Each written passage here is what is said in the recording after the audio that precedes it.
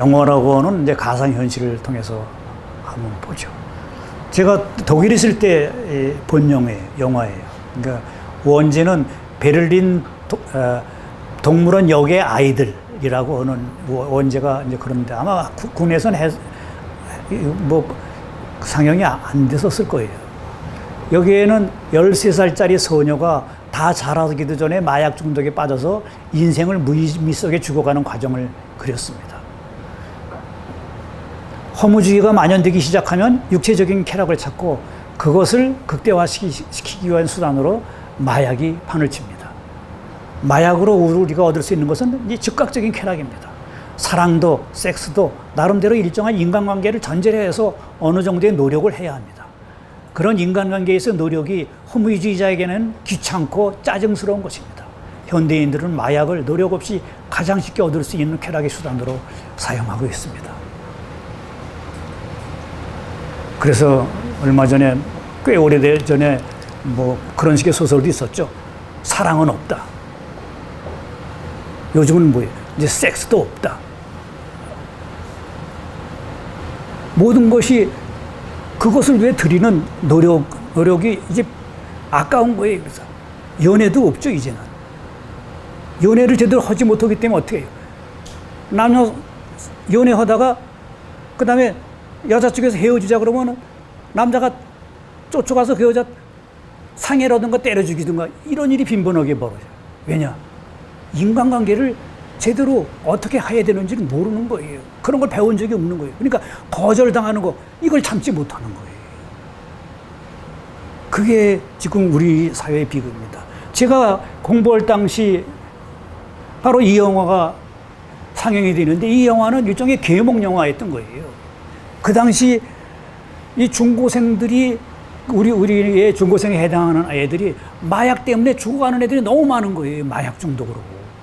그래서 독일 정부에서 이거 큰일 났다. 청소년들이 죽으면 어떻게 되느냐. 그 대책을 강구해봐라. 라고 해서 그 대책위원회가 구성이 돼가지고 그 대책위원회가 조사를 했어요. 전 세계로 조사를 했어요. 그랬더니 마약 청정국이 있었는데 마약 청정국이 어디냐. 한국하고 일본이었어요. 그 당시. 제가 70년대 후반에 독일에 있었다고 그랬잖아요. 그 당시 우리는 70년대 후반에 마약하는 사람, 마약으로 죽은 사람 아무도 없죠.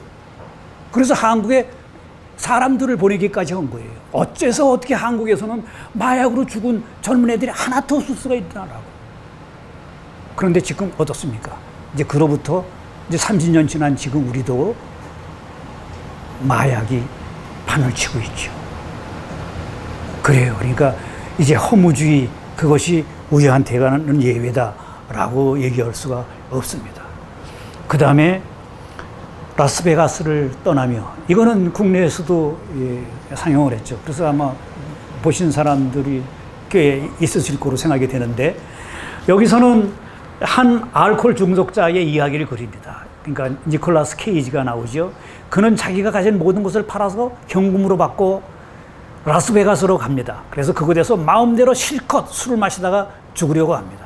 삶의 목적이란 없습니다. 단 한 가지 진탕 술을 마시고 죽는 것입니다. 일종의 알코올을 통한 자살이죠.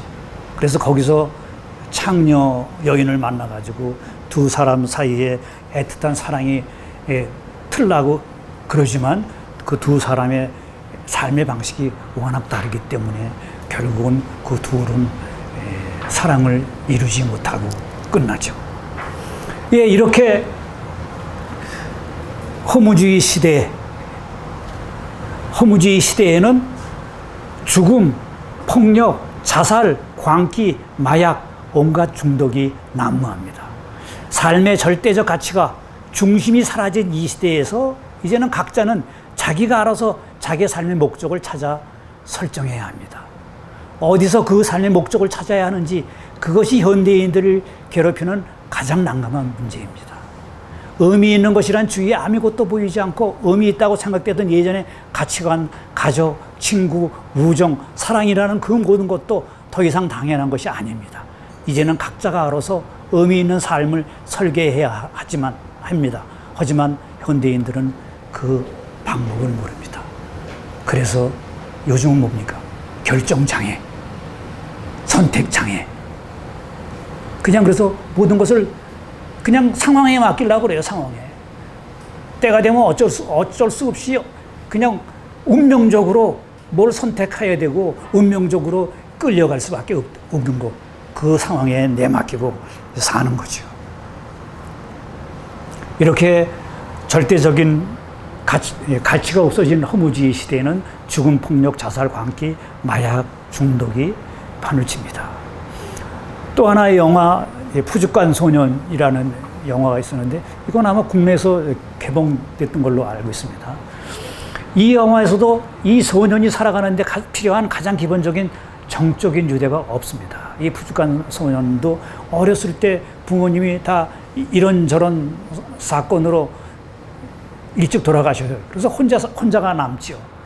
가정이나 학교 또는 동네에서 다른 사람들과의 인간적인 관계라든가 친구와의 우정이란 것이 전혀 없었습니다. 그 소년은 끔찍한 살인을 저지르기 전 단 한 사람이 친구라고 믿고 있었던 소년을 찾아 나섭니다. 그 소년이 묻고 있는 기숙사로 찾아가서 우정을 확인하려 하지만 그 소년은 그것을 거절하고 부인합니다. 나는 네 친구가 아니다 라고 그럽니다. 그래서 마지막 삶의 희망으로 잡고 있었던 한 가닥 끈마저 끊긴 이 소년은 그 뒤로 인간의 길을 거부합니다. 이 소년은 허무주의 시대를 살아가는 방법을 배우지 못했던 것이죠. 그래서 이제 그야말로 처참하게 그 동네 사람들을 아무도 모르게 죽여가기 시작을 합니다. 의미가 없고 목적이 없고 가치 없는 이러한 허무주의 시대에 인간들이 취하는 태도는 소유와 욕망입니다. 내가 가진 것, 그것만을 믿을 수 있기 때문에 그렇죠. 그리고 내가 원하는 것, 그것이 무엇인지는 알고 있으니까요. 그래서 내가 갖고 싶은 것, 그것을 얻는 것이 유일한 가치라고 생각합니다.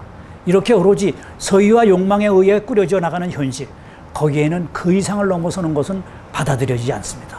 내 눈으로 확인할 수 없고 내 감각으로 알 수 없는 것들은 존재하지 않습니다.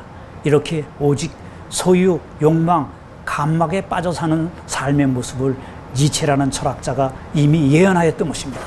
허무주의 시대의 인간들을 니체는 최후의 인간, 마지막 인간, 말종인간이라고 하였습니다.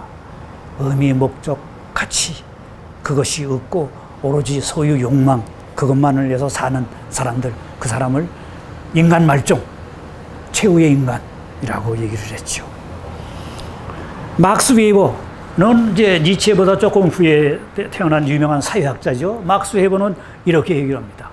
엄청난 문화 발전의 최종 단계에 기계화된 화석 인간이 나타날지도 모른다. 이 화석 인간은 정신이 없고 감정이 없는 유격주의자다. 그렇게 엄청난 문화 발전의 최종 단계. 그래서 후쿠야마는 바로 우리가 살고 있는 시대가 최종 단계라고 생각을 했어요. 그래서 후쿠야마가 마지막 인간이라고 하는 부제료가 달린 그런 책을 냈죠. 니체의 말을 따라서 이제 막스 웨버가 예언을 한 건데 지금 이제 우리 시대가 바로 문화 발전의 최종 단계에 해당될 수 있다라고 그러는 거예요. 막스 웨버는 인류 문명 발전의 마지막 단계에 정신이 없는 전문가, 감정이 없는 유격주의자가 나타날 것이라고 보았습니다. 20세기 말 21세기에 들어선 지금 우리는 이런 기계화된 인간을 사방에서 볼 수 있습니다. 요즘 어린이들에게 좋아하는 사람이나 이 다음에 커서 무엇이 되고 싶으냐고 물으면 대답이 터미네이터와 로보캅이라고 많은 어린이들이 대답했다고 합니다. 바로 정신이 없고 감정이 없는 기계화된 인간입니다. 21세기 우리는 이제 사이보그 시대의 문턱에 와 있는 거죠.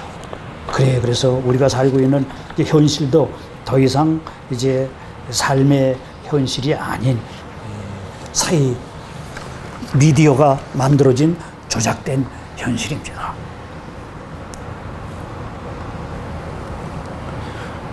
니체의 최후의 인간, 니체는 이렇게 말했습니다. 그래서 니체가 대단한 건 이런 거예요. 이게 벌써 아까도 말씀드렸듯이 120년 전에 한 이야기예요. 120년 전에 바로 120년 후인 오늘날 이 시대를 생각하면서 말한 것 같잖아요. 인간은 더 이상 가난하게 되지도 않거니와 부유하게 되지도 않는다. 이것도 저것도 다 너무나 거추장스럽다. 누가 여전히 지배하려고 하는가? 누가 여전히 복종하려고 하는가? 이것도 저것도 다 너무나 귀찮다. 목자 없는 양떼. 모두 똑같은 것을 원하면 모두가 다 똑같다. 다르게 느끼는 사람은 자진해서 정신병원에 간다. 인간은 영리하여 모든 일을 잘 알고 있다. 대낮에는 대낮의 기쁨을 누리고 밤이면 밤대로의 재미를 보지만 건강에도 아무쪼록 유의를 한다. 우리들은 행복을 발견하였다. 최후의 인간들은 이렇게 말하고는 눈을 끔뻑거린다. 이게 120년 전에 한 이야기예요. 지금 여기서 하는 이야기. 목자 없는 양떼. 모두 똑같은 것을 오느냐 모두가 똑같다. 다르게 느끼는 사람은 자진해서 정신병원에 간다. 그래서 현대에서 기준은 뭐예요? 정상, 비정상. 그래서 비정상이라는 이야기 듣는 걸 제일 싫어하잖아요. 그런데 JTBC는 바로 비정상회담이라고 하는 프로그램을 만들어서 인기를 끌었죠. 바로 그 비정상을, 말을 뒤집은 거죠, 이제. 그런 비정상이 아니라 정상이 못 되는 사람들, 일반인들의 이야기다라고 하는 말을, 이제, 말놀이를 한 거죠. 어쨌든 지금 여기서 얘기하고는 니체가 얘기하는 거, 그 다음에 뭐예요? 건강에도 아무쪼록 유의를 한다. 요즘 우리 시대를 사는 사람들에서 최고의 관심은 뭐예요? 건강이죠, 건강. 제가 유학 갔다 와서 교수가 돼서 교수 회의에 참석을 했는데, 그러니까 철학과 선생들이 모인 회식 자리였어요. 그랬더니 거기서 그러더라고요.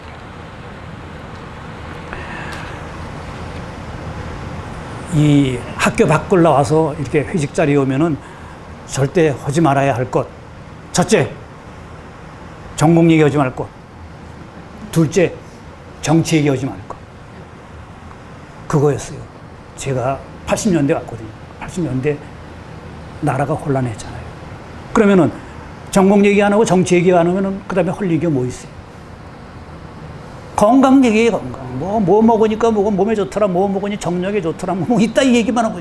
이 교수들이 전문가라는 것들이 앉아가지고서는 온통 정력 얘기나 하고 있는 거예요. 독일에서는 젊은 사람들 만나고 그러면 전부 온통 공부 얘기예요, 학생들은 당연히. 그러니까 한국에 유학 왔던 미국에 있는 어느 학생의 그 경험담을 쓴 것도 그렇잖아요. 자기는 이 한국 대학원생들 만나면서 놀란 게 그거라는 거예요. 어디 가나 그 좀 먹는 얘기, 술 마시는 거, 그거 외에는 없더라는 거예요, 그죠? 서울대학교 대학원에 갔더니 거기 좀 다를까 했는데 똑같더라는 거예요, 똑같더래. 그러니까 예전에 우리는 대학을 뭐라고 그랬어요? 먹고 대학, 놀고 대학. 이랬잖아요. 그게 여전히 유지가 되고 있는 거예요. 그게 우리의 비극입니다. 니체의 최후의 인간을 이제 헉슬리의 멋진 신세계가 그거를 이미지로 만들었죠. 헉슬리는 멋진 신세계에서 이러한 감정이 없는 유격자들을 그리고 있습니다. 거기에 나오는 사람들은 바로 니체의 말처럼 우리는 행복하였다, 행복을 발견하였다, 우리는 행복하다를 외치며 그런 착각 속에서 살고 있습니다. 거기는 뭐 어디를 가나 엘리베이터를 타나 거기 계속 위에서 올려 나오는 소리가 그거예요. 우리는 행복하다, 우리는 행복하다. 뭐 계속 그러니까 행복하다라는 말로 최면을 거는 거죠. 그런 식으로 나오고 있어요. 이것이 우리 사회에 어떤 관련이 있는가? 우리 사회도 이제 그 비슷한 길로 접어들었습니다. 우리 사회 대다수 사람들이 소위 가치 있는 것들로 돈, 건강, 외적인 미, 쾌락, 정력을 얘기하고 있습니다. 성형외과를 찾아 뜯어고치고 다이어트가 인기 있고 비싼 화장품이 잘 팔린 등 오직 외적인 것에만 신경을 쓰며 외적인 것으로 사람들의 관심을 끌려고 합니다. 마치 누군가에게 잡혀 먹히기를 바라는 것처럼 말입니다. 우리나라 사람들도 니체의 최후의 인간과 같은 말종인간의 삶을 살고 있습니다.